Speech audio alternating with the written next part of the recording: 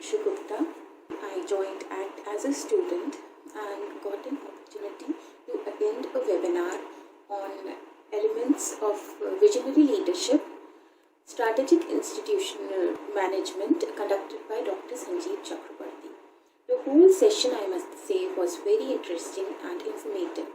And many of the methodologies are worth practicing. May they be the principles of 21st century leadership styles, or the concepts of CCS, or creating an emotional bank, or any other methodology. I also learned that only motivated person can motivate others.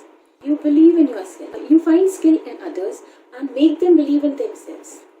I also learned that it is not about any rank or responsibility, it's the lifestyle.